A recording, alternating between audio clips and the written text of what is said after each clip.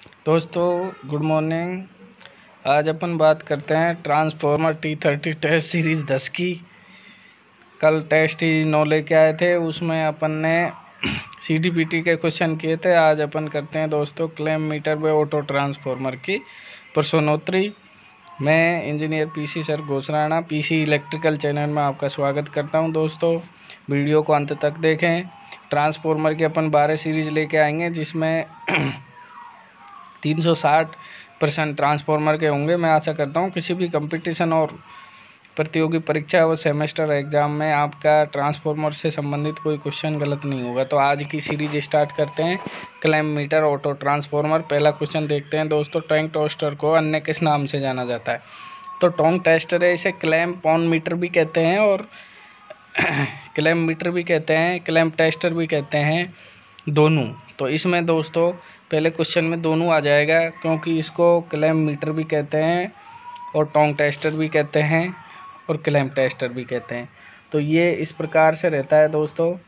इसमें ये जबड़े रहते हैं, ये सेकेंडरी वाइंडिंग का काम करते हैं। एक चालक तार जिसका करंट नापना होता है, उस चालक तार को इसके अंदर ले लेते हैं जबड़ों के, तो उस चालक तार का एक करंट नाप लेता है, और डबल लपेट लेते हैं तो करंट को डबल नापता है। ये इसमें ध्यान रखने योग्य बात है। और लाइव वायर का करंट नापता है दोस्तों टोंग टेस्टर। किस तार का करंट नापता है? लाइव कंडक्टर का। दूसरे क्वेश्चन की बात करें दोस्तों, निम्न में से किस यंत्र द्वारा लाइव चालक का मापन किया जाता है? तो मेगर द्वारा, क्लैम मीटर द्वारा, टेस्टर द्वारा। तो क्लैंप मीटर द्वारा अपन लाइव चालक का मापन करते हैं दोस्तों। तीसरे क्वेश्चन की बात करें दोस्तों, क्लैम मीटर में होल्ड बटन का कार्य क्या है? तो होल्ड बटन क्या करता है? इसकी स्क्रीन पर एक होल्ड बटन होता है, यहाँ पे जो इसे डिस्प्ले होती है दोस्तों। तो इस डिस्प्ले में जो रीडिंग अपन को यहाँ आ रही है लास्ट में, उस रीडिंग को होल्ड करने के लिए, जैसे अपन देख नहीं पा रहे हैं तो होल्ड बटन दबा देते हैं तो लास्ट रीडिंग डिस्प्ले पे सेव हो जाती है। तो उस लास्ट रीडिंग को दर्शाने के लिए होल्ड बटन का उपयोग किया जाता है। तो तीसरे क्वेश्चन का ए आंसर हो जाएगा दोस्तों। चौथे की बात करें दोस्तों, टोंग टेस्टर में रोटरी स्विच का कार्य है। रोटरी स्विच क्या काम आता है? तो मापने वाले मान की रेंज चयनित करने के लिए जो अपन मान नापते हैं दोस्तों, ये रोटरी स्विच इस प्रकार होता है। किस रेंज का मान नापना है, उस रेंज को सेलेक्ट कर लेते हैं रोटरी स्विच के द्वारा। तो इसमें ये हो जाएगा दोस्तों। डिस्प्ले ऑन करना, मोड चेंज करना, ये कुछ नहीं है, केवल फोर्थ का ए हो जाएगा दोस्तों। 5 क्वेश्चन देखें दोस्तों, वह कौन सा टोंग टेस्टर है जो AC करंट के साथ साथ DC करंट भी नापता है? तो जो करंट ट्रांसफॉर्मर होता है, ये तो केवल AC करंट को नापता है। ये करंट ट्रांसफॉर्मर क्लैम मीटर आता है, ये AC करंट को ही मेजर कर पाता है। परंतु जो ये हॉल इफेक्ट क्लैम मीटर होता है, ये AC DC दोनों का करंट नापता है। तो इस 5 क्वेश्चन का आंसर ए हो जाएगा दोस्तों। क्या हो जाएगा? ए हो जाएगा। बी केवल AC का करंट नापेगा। हॉल इफेक्ट क्लैम मीटर होता है, AC DC दोनों का नापता है। और वोल्टेज ट्रांसफॉर्मर का करंट से कोई संबंध नहीं है। तो इसका 5 का ए आंसर हो जाएगा दोस्तों। 6 क्वेश्चन की बात करें दोस्तों, 2 वाइंडिंग ट्रांसफॉर्मर की तुलना में ऑटो ट्रांसफॉर्मर का क्या लाभ है?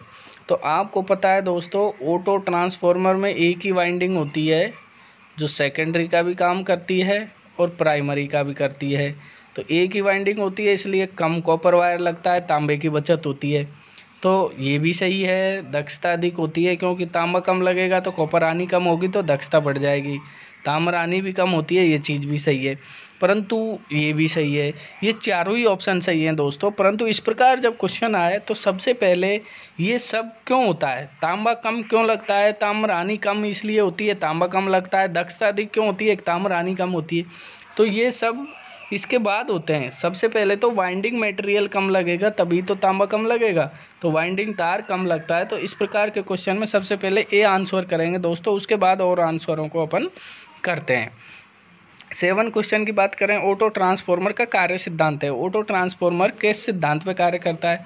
तो दोस्तों ऑटो ट्रांसफॉर्मर में 1 वाइंडिंग होती है, इसलिए इसमें सेल्फ इंडक्टेंस होता है।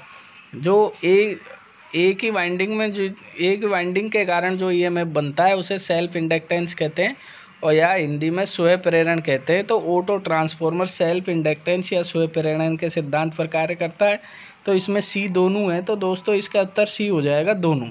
स्वयं प्रेरण और सेल्फ इंडक्टेंस दोनों के सिद्धांत पर कार्य करता है। स्वयं प्रेरण से ही इंग्लिश में सेल्फ इंडक्टेंस अपन बोलते हैं दोस्तों। 8 क्वेश्चन की बात करें दोस्तों, ऑटो ट्रांसफार्मर में कितनी वाइंडिंग होती है? तो ऑटो ट्रांसफार्मर में एक ही वाइंडिंग होती है जो प्राइमरी व सेकेंडरी दोनों का कार्य करती है। ऑटो ट्रांसफार्मर में एक ही वाइंडिंग होती है जो प्राइमरी सेकेंडरी दोनों का कार्य करती है दोस्तों। 9 क्वेश्चन की बात करें दोस्तों, 9 क्वेश्चन की अपन बात करें, नेक्स्ट 9 क्वेश्चन की बात करें, ऑटो ट्रांसफार्मर में लीकेज फ्लक्स का मान होता है। तो ऑटो ट्रांसफार्मर के अंदर लीकेज फ्लक्स का मान क्या होता है दोस्तों कि प्राइमरी और सेकेंडरी वाइंडिंग ऑटो ट्रांसफार्मर में कंडक्टिवली और इंडक्टिवली दो रूप से जुड़ी हैं। प्राइमरी सेकेंडरी कंडक्टिवली और इंडक्टिवली जुड़ी रहती हैं। तो इसमें फ्लक्स तो बिल्कुल लीकेज फ्लक्स क्या होता है दोस्तों, कम होता है। लीकेज फ्लक्स का मान कम क्या होता है दोस्तों, इसमें बहुत कम होता है। लीकेज फ्लक्स का मान बिल्कुल कम होता है।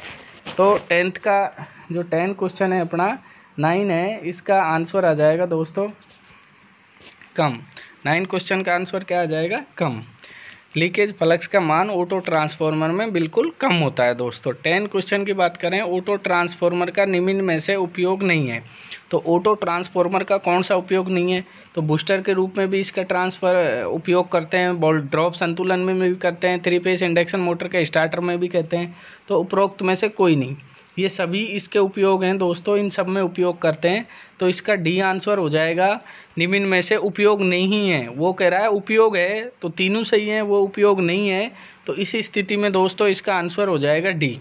और उपयोग नहीं है, ये तो सभी उपयोग हैं, ABC D इसका उपयोग नहीं है, अर्थात उपरोक्त में से कोई नहीं, आंसर आ जाएगा दोस्तों। 11 क्वेश्चन की बात करें, ऑटो ट्रांसफार्मर में तांबे की बचत होती है, इसलिए इसका ट्रांसफॉर्मेशन रेशियो क्या होता है? इसमें तांबे की बचत होती है, इसलिए इसका ट्रांसफॉर्मेशन रेशियो क्या होता है दोस्तों, 1 होता है, या नियर बाई यूनिटी, नियर 1, एक के पास होता है या 1 होता है दोस्तों, ऐसा ऑप्शन में कई बार आता है, नियर बाई 1। अब 12 क्वेश्चन की बात करें दोस्तों, दो वाइंडिंग ट्रांसफार्मर की तुलना में ऑटो ट्रांसफार्मर में नहीं होता। मतलब ऐसी कौन सी चीज़ है तो वो दो वाइंडिंग ट्रांसफार्मर की तुलना में ऑटो ट्रांसफार्मर में नहीं होता? निम्न रिएक्टेंस होता है,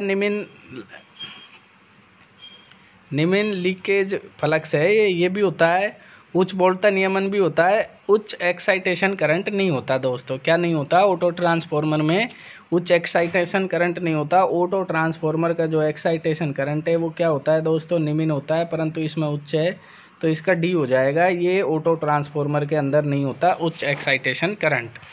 30 क्वेश्चन की बात करें दोस्तों, ऑटो ट्रांसफार्मर में पावर ट्रांसफ़र किस मोड से होती है? ऑटो ट्रांसफार्मर के अंदर जो पावर प्राइमरी से सेकेंडरी में जो पावर जाती है दोस्तों, प्राइमरी से सेकेंडरी में, ये किस मोड से होती है? तो ये कंडक्शन मोड से भी होती है और इंडक्शन से, तो दोनों आ जाएंगे दोस्तों। 13 में क्या आ जाएगा, सी, कंडक्शन इंडक्शन दोनों, तो सी आंसर हो जाएगा 13 का। 14 की बात करें दोस्तों, 14 क्वेश्चन की बात करें, 20 kVA ट्रांसफार्मर का टर्न रेशो 0.4 है, कुल इंडक्टिवली ट्रांसफ़र पावर होगी। तो ये इंडक्टिवली ट्रांसफ़र पावर पूछ रहा है दोस्तों। तो इंडक्टिवली ट्रांसफ़र पावर कैसे निकालते हैं आपको पता है? कंडक्टिवली पावर जो ट्रांसफ़र करता है ऑटो ट्रांसफार्मर, उसको निकालते हैं K इंटू रेटिंग। कैसे निकालते हैं दोस्तों? K into rating. और इंडक्टिवली जो पावर ट्रांसफ़र करता है ऑटो ट्रांसफार्मर इंडक्टिवली, उसको निकालते हैं अपन 1 - K इंटू रेटिंग। कैसे निकालते हैं दोस्तों? 1 - K इंटू रेटिंग का गुणा करके निकालते हैं। तो अब देखते हैं दोस्तों, इसमें इंडक्टिवली पावर ट्रांसफ़र जो होगी अपनी, इंडक्टिवली पावर ट्रांसफ़र का फॉर्मूला हो जाएगा 1 - K into rating, 1 - K into rating. तो दोस्तों 1 - K करेंगे, एक में से 0.4 घटाएंगे तो क्या आ जाएगा, 0.6 इंटू रेटिंग क्या है दोस्तों इसकी, 0.6 के बाद रेटिंग क्या है, 0.6, और रेटिंग है 20 kVA। तो 0.6 इंटू 20 करेंगे, पॉइंट हटा लेंगे, नीचे 10 आ जाएगा, 0 से 0 कट जाएगा, 6 दूनी 12, तो क्या आ जाएगा दोस्तों, 12 kVA। 20 kVA ट्रांसफार्मर का टर्न रेशो 0.4 है। तो कुल इंडक्टिवली ट्रांसफ़र पावर निकालने के लिए 1 - K इंटू रेटिंग करते हैं दोस्तों। कंडक्टिवली निकालते तो K इंटू रेटिंग कर देते डायरेक्ट। तो इसका 0.6, 1 - 0.4 करेंगे तो 0.6 आ जाएगा, गुणा 20, रेटिंग कितनी है 20, तो पॉइंट हटाएंगे, नीचे 10 आ जाएगा, 0 से 0 कट जाएगा, 6 दूनी 12 है, तो क्या आ जाएगा 20 kVA ट्रांसफार्मर का टर्न रेशियो 0.4 है, तो कुल इंडक्टिवली ट्रांसफर पावर क्या आ जाएगी 12 kV आ जाएगी दोस्तों। नेक्स्ट क्वेश्चन देखते हैं 15वां 15 क्वेश्चन क्या है दोस्तों, टर्न अनुपात 0.4 के साथ 20 kVA ऑटो ट्रांसफार्मर कुल बिजली की कितनी मात्रा को समवाहक रूप में स्थानांतरित करेगा और कंडक्टिवली कितनी पावर ट्रांसफर करता है, ये पूछ रहा है दोस्तों। तो इसमें कंडक्टिवली पावर ट्रांसफर कैसे निकालते हैं, K इंटू रेटिंग। अब K कितना है दोस्तों 0.4, रेटिंग कितनी है इसकी 20, तो पॉइंट हटा देंगे इसका, तो नीचे आ जाएगा 10, 0 से 0 कट गया, 4 दूनी 8, तो इसका क्या आंसर आ जाएगा 15 का 8 आ जाएगा दोस्तों। क्या आ जाएगा 8 kVA आ जाएगा दोस्तों।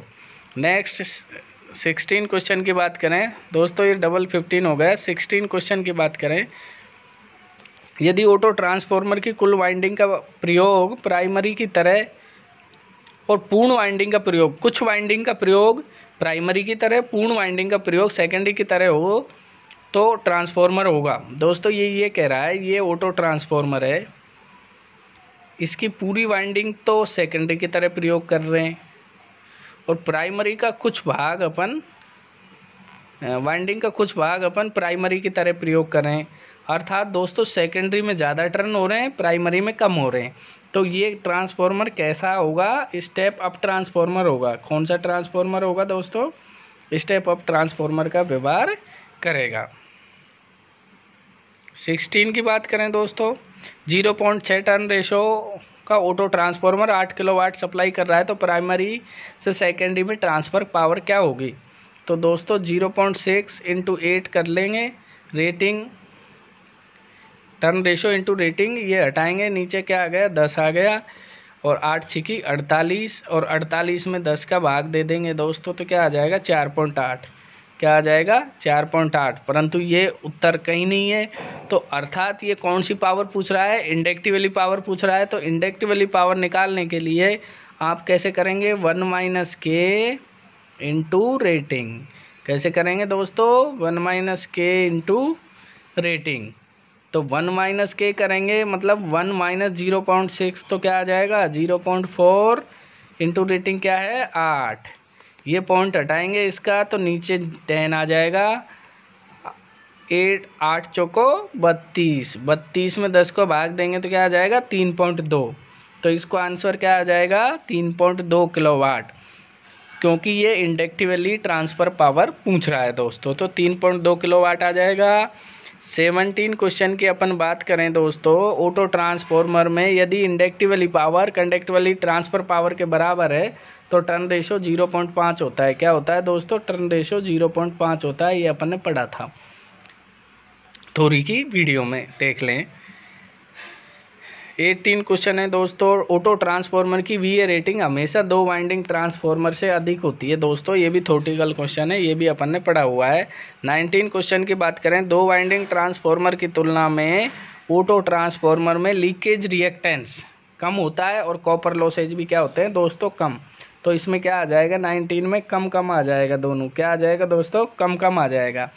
20 क्वेश्चन की बात करें दोस्तों, 2 वाइंडिंग वाले ट्रांसफार्मर को ऑटो ट्रांसफार्मर में 2 वाइंडिंग वाले ट्रांसफार्मर को ऑटो ट्रांसफार्मर में बदलने पर कॉपर की सेविंग निर्भर करती है वोल्टेज ट्रांसफॉर्मेशन रेशियो पर, सेकेंडरी में कनेक्ट किए गए लोड पर, कोर मटेरियल की चुंबकीय क्वालिटी पर और ट्रांसफार्मर की कोर पर।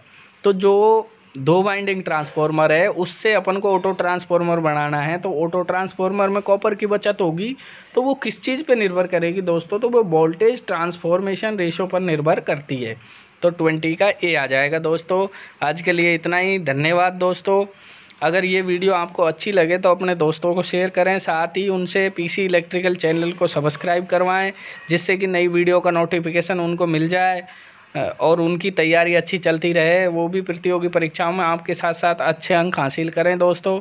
ये मेरा आपसे निवेदन है, इसको सब्सक्राइब करवाएं, शेयर करवाएं दोस्तों से। आज के लिए इतना ही, धन्यवाद, थैंक यू।